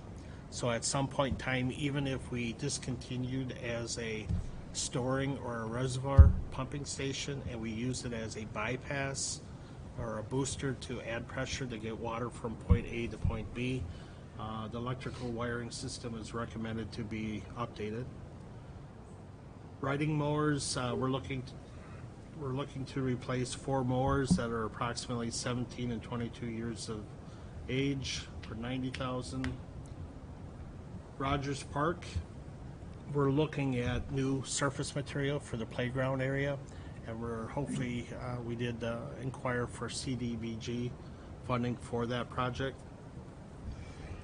Supervisor vehicle replacement, again, this was initially asked for the grant, the Carbon Reduction Act, but since we were not approved for that, we're looking at a replacement of these vehicles that are approximately 14 to 16 years of age at a total of $115,000. 2 tandem dump trucks, we're looking at a total of $725,000. They're replacing 2 vehicles that are 17 years. Does in tandem service. mean 2 back wheels? Yeah, Okay. 2 axles Not in the back. one dump truck with another that you can tow Yeah, behind. so 2 axles with Okay. 2 wheels on each side Like of the truck. tandem semi trucks going down the freeway. Our tandem bicycle, Yeah. one driver in front and a passenger in back. Yeah. I'll stop now. I was just curious. I just, Never done that yet. I guess I'd call that double axle. So we have a tandem dump blades. So these snowplow blades would go on to our tandem dump trucks. So we're just looking at replacing and updating those plow blades at $30,000 for 2. Traffic control cabinet, that's a request that we have annually for our traffic control cabinets. They're fairly expensive, and we're just updating those cabinets, or if one was become damaged or destroyed through an accident, we would have one on hand to replace it with. Traffic infrastructure on 124th in Oklahoma, we're looking at replacing the existing traffic cabinet as well as the infrastructure there. That would be for $80,000. Trailer mounted attenuator, this is new. This is something, the attenuator that we currently have, we put in the back of a tandem dump truck. So therefore, in the wintertime, it precludes us from using it because we have a salter on it. So by having a trailer attenuator, we can hook that up with a tandem or a single axle dump body. Dave, what's an during the wintertime. attenuator? What does it attenuate? Attenuator is Yeah. kind of like a accordion type absorption of a crash. So it takes all the energy. Oh, and yeah, focuses yeah, it yeah, yeah. during a crash, and it kind of prevents, I guess, the damage of the vehicle, but it protects and absorbs the energy of the vehicle or vehicles that may rear end a work site or work area. Thank you. Yep. Tree replacement. Does everyone know that? Or- Yeah, we all. Kevin, I was going to say, I was going to say, you're not a criminal lawyer. Actually, I didn't. I just You didn't know that. Googled it quick. slipped out of Holiday Inn. Slipped it out. So trees, this is our annual purchases for approximately $60,000 for 600 trees. We have a van replacement. Again, this is for the water division. So again, this is through the sensor. Rebecca, you kind of mentioned that. So we drive throughout that billing area. So they would pick up all the readings automatically. How much are the sensors? We should just put them on the garbage trucks. Yes, we could do that as well, yeah. Know that we're there at certain times. Veterans Park, there we're noticing that the pavers, I believe this project was done in the mid-1990s, and some of the personalized pavers are kind of coming to an end of life. So we're looking at trying to re-enhance that area and trying to revive those personalized bricks that are there for our veterans and their families. Water meters are the annual water meters for replacement, and we have a wheel loader that we're looking at to replace at $245,000. Any questions? Thanks, Dave. Any questions? On the brick pavers for Vets Park, now, that was a fundraiser to get the park, but somebody ended up providing some money to create Vets Park. Was there any money ever left over in a fund for long-term maintenance of the park? I've never heard of or identified any. I know that was, I don't remember the gentleman's name. But Well, vividly, I remember that. There was a lot of fundraising, which I bought a brick, so I don't know. Don't take my name out. Yeah. a lot of city people Yeah. that have names on bricks. Yeah, a lot of people donate money, Still really. get inquiries once in a while. Every once in a while, we have somebody is the keeper of the map of where the names are. It was our department, and and who would have that, and who originated the project? it came out of our department. I sent what we had over to Mike Rushmer. Did you? Okay. Hopefully that helps. I mean, So before he leaves. Yeah. Right, Steve. Yeah, we should call John Stable. yeah, yeah.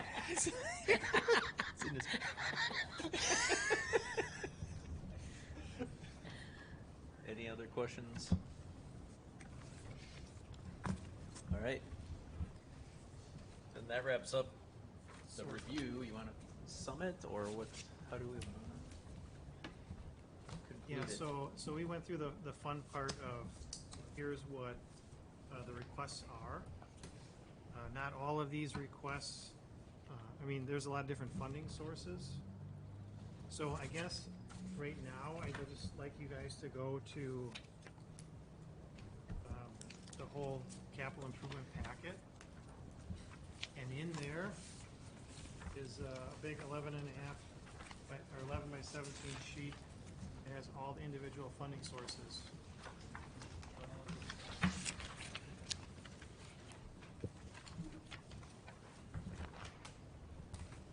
And I would say,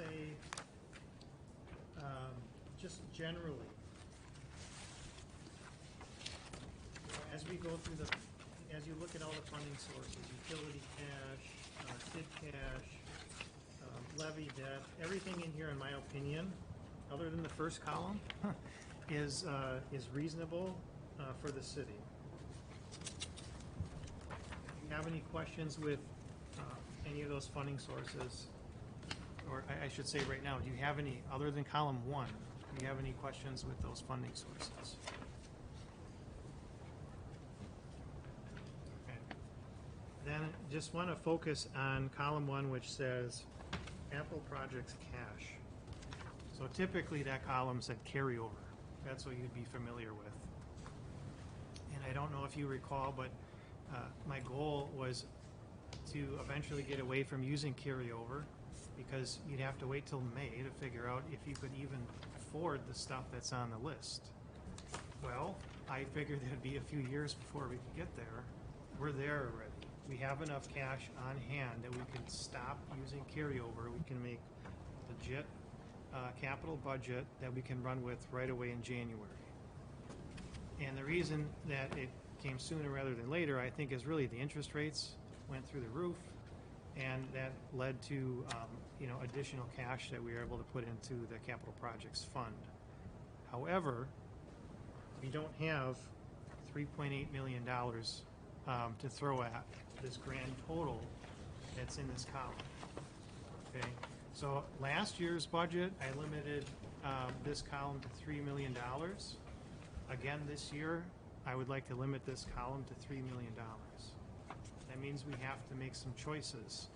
Not everything that's in that column can be funded. I don't know the best approach to go about this. I know we've been here now for an hour and 45 minutes, but if you guys would want to go through suggestions for cuts, I have an Excel spreadsheet that I can bring up where we could take a look at at least what I would recommend, one person out of the committee, and we could have some discussions. Or would you guys rather think on this and send your suggestions to me, and I can kind of compile that for the committee? I'd lean towards the latter. I don't know about anybody else. Maybe he could show us his, and then we could. Yeah, I'm willing to Sure. to just go out there and say what my thoughts were. So I'll bring that up. Are we meeting again next month? That was the next thing. Was So I think. I think the 29th was the next scheduled meeting. Yeah, that's what I hear. Hoping it's next one.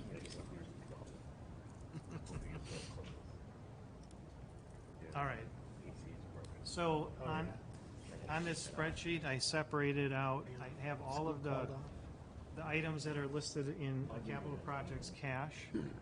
And I started picking and choosing items that I personally thought we could forego, at least for now. And I put them in a separate column over here so that we could get down to a $3 million cap. Yes, sir. All right. So just starting in administration and clerk. I know Rebecca said the blinds are not going to be 5,000, so we can probably bring that down. Question about the voting machines. I thought of the 750. Is that per machine or just 750 period? 750. Is this from the Secretary of State or? Yeah, from the state. They should really give it 750 a machine. Yeah.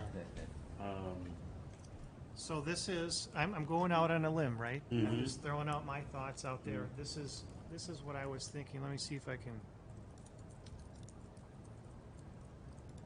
show you more of the screen. All right, there's the list in its entirety. So these items, I personally thought maybe we could go without. I know, Mason, you said that the cots they are expired, or they're becoming expired? I think it's a mix of right now. but- Okay, would it be reasonable to start, could we go with one at this point and then start grabbing some more? I would, I'll double check, but I would assume that we tend to buy them in groups, so once one expires, they're probably all in half. Right? We have a cot in every ambulance, we have 6 ambulances, so 3 are probably of one vintage and 3 of another vintage. So at least 3 are probably expired already, or approaching this calendar year. Okay, if you could just double check that, because I guess that could change things. The electric vehicle charger, we don't know what our plans are long-term yet for the city going electric, so I just thought maybe now is too soon to invest into something like that. I know we got, that truck was a grant-funded truck, right? No, It was not? it was not. Thought that was grant-funded. Okay. I know you talked about the teleconference equipment. That is a pretty hefty bill there. You said that maybe you could bring those costs down. $27,000 for teleconference equipment just seemed to me to be maybe a bit over the top. We got to work on that. We don't need the dorm remodel in here. That just comes out automatically because that was a duplicate. Right. PV ambulances, how many of those do we have? 3. And what are the vintages of those 3, do you know? The oldest one is 25 years old. It's from the 90s. That's this one. Yeah. And then we have 2 others yet? Mhm. And then when do we use those TVs on a regular basis? Primarily the 11 days of State Fair, but then also Milwaukee Mile events, NASCAR races, pretty much any event at the State Fair Park. Well, they would say they're paying us $150,000 a year just for the 11 days of State Fair. Yeah, that was gonna be my question. What do we get reimbursed for them again?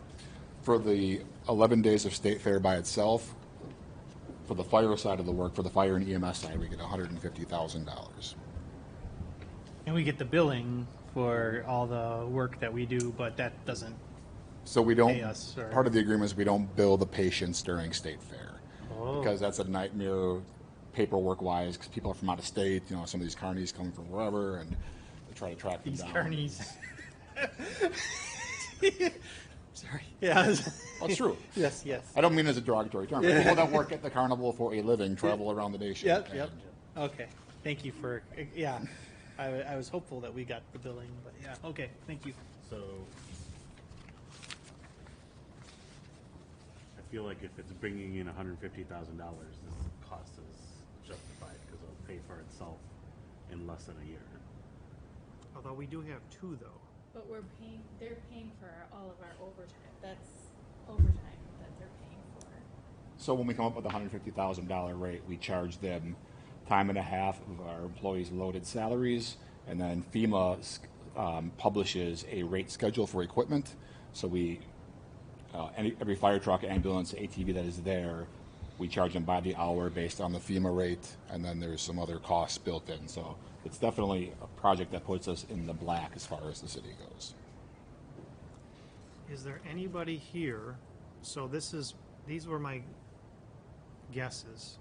Is there anybody here that has items that they're looking at the department level at this point, going, hey, maybe this is something that we need to postpone that I don't have on the list that we can change things out at all? I think the bulletproof resistant panels and glass, as long as we get the riot proof glass. Yep. For which, both? So what, I'm saying, yeah, take out that 50,000, 25 for each, but take these out? Like, so taking out meaning put it back in, that's something we're going to pay for, that we need. no. No. So everything on this list is include. Right. Include. Exclude those. Oh, okay, okay. Yep. Rebecca, These though- over here. And I know Mark C. was further in the weeds on those quotes. To me, the CSC one is stops a threat from getting in the building Monday through Friday when all the employees are here. The panels for the council, someone from the police department is at every council meeting, Yeah. but we're not always here when your building is open. The riot proof glass that stops outside. So the CSC, I mean, the glass is there, but we have a wall that people can shoot through and get in. Yeah. To me, I don't know why the bid is broken out into Yeah. 2. Because to me, it's one bid to protect the CSC. Oh, these 2 pieces here? Yeah, the 25 and the 20. like when they quoted our building, it's one bid, no matter where it is in the building. Like, we're gonna do the employee west entrance on like the basement level. So I would think that's one project. I don't know why they broke it out two I different ways. think I did that. Okay. I've got some hesitancy on excluding the council chambers. I feel like I've been asking for that for 10 years, and I know years ago Officer Hartman went through and did an assessment, and with mental health issues rising and gun crimes rising, it's still something I'd like to figure. I mean, again, I don't know if it's the best effort to protect us sitting up there, but and I guess there's 3 other people that sit up there that are here. I don't know, 4 actually. I don't know if. I agree with you 90% of the time, Dan, but this is 10%. Well, I want 95. This is 5%. Because I'm going to stack you all up in front of me if somebody comes in. Yeah, that's right. No. We're going to be done if someone wants to get us, regardless And of which yeah, the panels are there or not. the That's determined way I person. feel it. It's more for show, more for but even just to make us feel better. Or maybe we can just use that 25,000 for a fire escape down in the back corner. To go Door right behind you. right down here. A slide. Slide out the thing. Trap door. Mr. Mayor, didn't Rebecca say that you're looking at maybe moving City Hall to the library once other folks move out of here, though? So, I mean, how much money do you throw into a building? Kind of like the Station 3 discussion. How much money do you throw into a building when you don't know the future of the building? So yeah, I'm with not paying for bullet-resistant panels, but I'm for paying $15,000 for shades in here. So can I just get one panel for $3,000 in front of where I sit? You can get you a shield, like So- Captain America. So obviously there's Shield, some, yeah. diverse Made of opinions. vibranium. I don't know if anyone else has any. So do we get these two here? These would go together? Like are you saying that we can split these, or? does I'd that- have to read the bid, but that is my guess that is one bid. Okay. Unless, where did they tell you they were gonna put the riot-proof On glass? the doors, Like, by the CSC? like the front doors. Entrance as far doors? as I know, the bullet resistant glass is actually in front of them. Okay, it's And the other protecting, ones yep. Are to get into the building, so Yep. these, doors and then the front doors. So it's more of a. So if you, and protect the building. I'll look at the quote and get back to you, Jason. So if you were gonna eliminate another thing, if you didn't do the doors, I mean, if, there's no good answer. even if we with did, City Hall. yeah, if we did that to the doors, don't the windows serve as a, like, you could just smash a window and get it? No, they put sheeting over anything on the front of the building. So yes, theoretically, someone could go further down Because and we break a boarded- window and come in, but we that's boarded gonna them. take time. We boarded them all up with that event that happened here that Yeah. time. I mean, I know The it could take. windows. Yeah, they're pretty thick too. I mean, I'll look at the bids and I'll Speak up on Okay. your side on the next thing that comes up, give no you matter what. my guesstimate. Can you just get one vehicle charger for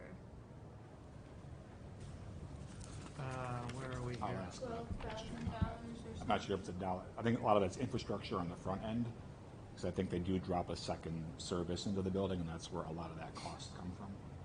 The charging stations itself, I think, are smaller price.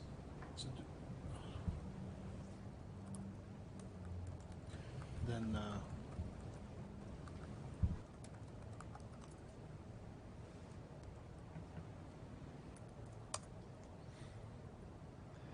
Any thoughts, Rebecca, on the voting machines? You can leave those out. Okay. It's, I would hope that they would be giving us more grants for but I do think the sun barrier, but that's also putting more money in this building. Right. Jason, Dave. so with Chief Pooler, the $55,000 for the HVAC. So what we could do, we're rolling the dice, and when it does occur, we would attempt to use monies from the general account of Public Works or what have you to worry about it at that time. Jason, what's the capital projection for the following year? Is there more wiggle room, or some of these could get pushed off a year but still get done in a somewhat timely fashion? That's a tough question to answer at this point. Sorry. Okay. So kind of going into that thought process, the wheel loader for $245,000.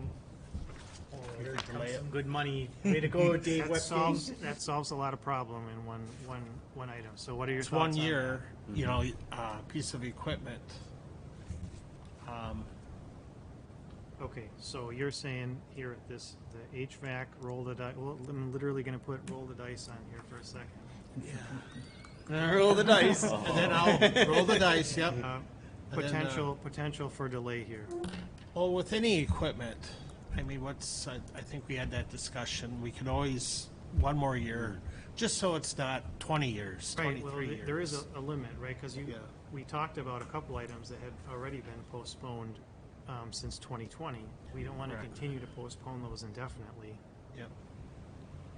But again, it's, I mean, if we pull out that 245, I mean, again, Brett, And and we're done. Let's go. Move those back in. these could be moved Oh. over.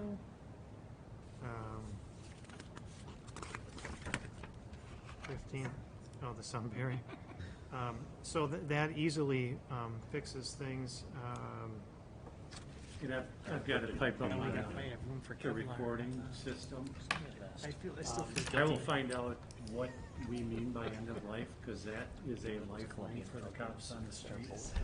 If a cop screams, help, I'm here, dispatcher doesn't hear it clean, they go back and replay that to listen to where the cop was. Yeah, I would back up. That's a pretty valuable piece of equipment for both sides of the house. And I think that failed a couple of years ago, and it took a long time to get fixed.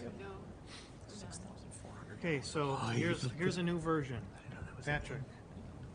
It's Armani. I see a lot of stuff here that we really need, and nothing against Melinda and her budget, but I'm looking at like Pierce Street from 76 to 77. Different funding. Well, it says levy. You're just saying primary cash? It's got to be in the first column. Okay, there's nothing there, so. See, Got lucky. if the roads aren't good, nobody goes anywhere. Well, it's right? one So- block. That was my point, was it was limited impact. All right, so we've shuffled around a few things here. Dave, with your delaying that wheel loader, that really changes a lot of things here. So now, here's our new excluded list. I need to find out about the. Oh, nice. Look at this. Just dropped in. Oh God. That's awesome. Came from up there somewhere. is the picture? Centipede. Oh. That's Came to visit. I thought the roof was leaking. That's just the spider. That would've been timely. Is there still room in the ARPA accounts, or is that money all earmarked already? Other than the 900, it's all, the rest is earmarked for DPW. Earmarked for what'd you say, Jason? DPW. Oh, okay. Yeah, the DPW facility to the extent that we can. So. Oh, there. So, yeah, thank you. that's a good point, though. ARPA has to be under contract by the end of next year. So right now, we're trying to make sure that we can get DPW under contract by the end of next year.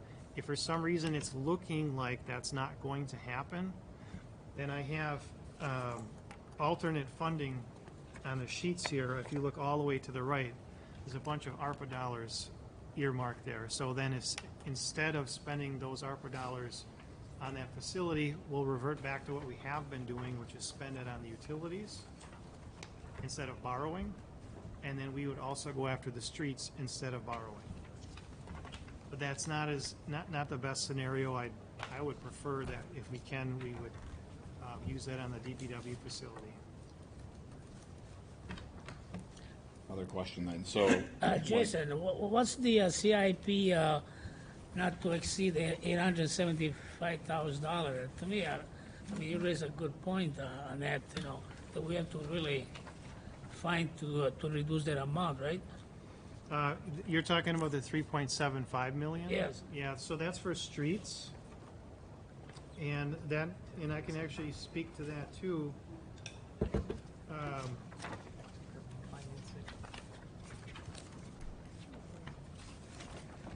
So if you look on the second page of the funding detail, and you look towards the, let's see here, the middle, it says levy debt. There's a levy debt column. And then you just look at the streets section, that says $3.6 million right there. So we're under our limit. And then what we would do when the time comes to actually borrow, we would see how much cash we have on hand and reduce the borrowing to the extent that we can. Yes. So this would be the upper limit of the borrowing at that point. Thank you. So when we were going through the 2023 updates from the department heads here, I think Dave had a couple of things that were canceled for various reasons. Does that free up any money? Can some of these projects get bumped up a year? Is that a couple of things that aren't going to come to fruition? So I've taken into consideration everything from a cash perspective that is not earmarked, okay? There might be some projects that haven't been updated yet, potentially, but that's not included in this at this point. That would be something that we would keep looking at on the go forward. You know, as Justine in particular is working with you guys and going, okay, what's the updated status on this project? Then we can close those out if that's okay, and make it available in future years. Yeah. So anyway, here is an updated exclude list. Got the panels that we're not going to do for the mayor. You can just talk to my widow. Secret mirror. Give them an expired one. Yeah. Give me a taser. And these items can come up again. This is at this point saying that these aren't items that we want to approve for 2024, right? So vehicle charging, I don't think that's going to be off the table forever. We need to come up with a plan, you know, for the city. What does that look like? We're gonna find out if we can just get one. Yeah, and that wheel loader, we know we're going to have to buy it eventually. Yes, absolutely. In 25, we can't, you know, can't delay it forever. Is this reasonable to the committee? Yes. Does that get us to where you need to be? Yeah, literally, exactly. Just so happened to work out that way. I don't know. And then we can go ahead and come back on the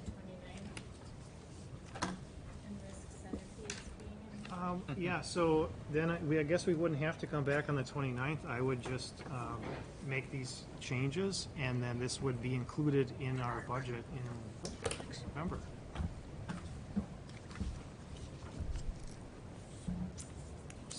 That sounds good. I Looks just like wanna- we're in agreement, or Patrick? I just want to make a commentary that, you know, through this process of being part of this the past few years, that it's really difficult to elevate any of our park projects into the cash area. I mean, we depend solely really on CDBG funds or some other grant source to put any type of park improvement into our city. And that means our parks aren't sustainable. And they're going to become, you know, it's harder to maintain them, just like the streets or anything like that. But, I mean, these are neighborhoods depend on our parks, and the quality of our parks drive people to the neighborhoods. So, I'm just speaking up for that. I just think it's important that we just not ignore that.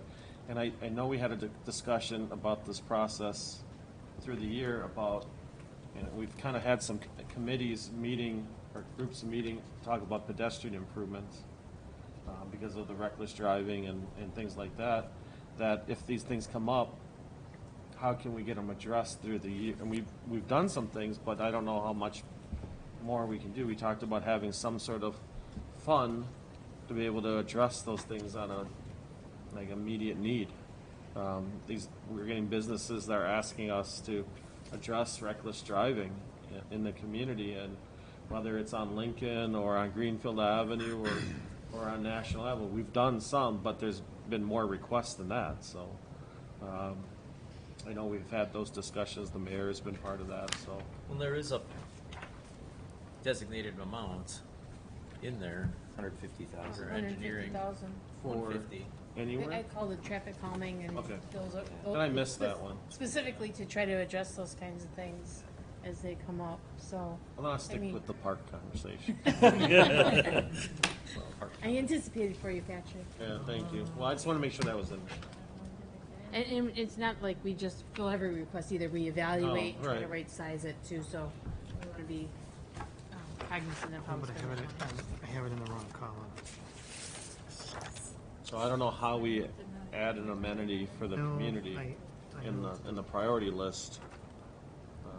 I don't know how we can prioritize parks over these. I know, other I know. things. It's a struggle. It is. It's So, almost like you want to start putting away an incremental amount every year, which would build up to something that would be worth spending. You know, if it's 10,000 a year for 6 years or something, I mean, That's what we used to do, but we can't carry that. yeah. I mean, the departments used to do that with for their capital needs. Right, for vehicles and We can't carry that with our limits that we have. Yeah.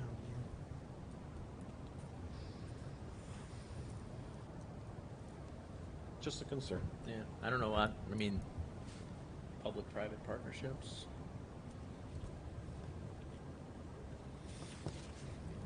I think we all did a good job. I move we adjourn.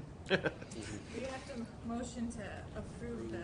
I move to approve what we have there, and I'll second. Okay, there's a motion and a second. All in favor? Aye. I. Anyone opposed? All right, ayes have it, motion carries. Now you can move. I move we adjourn. Second. All in favor? Aye.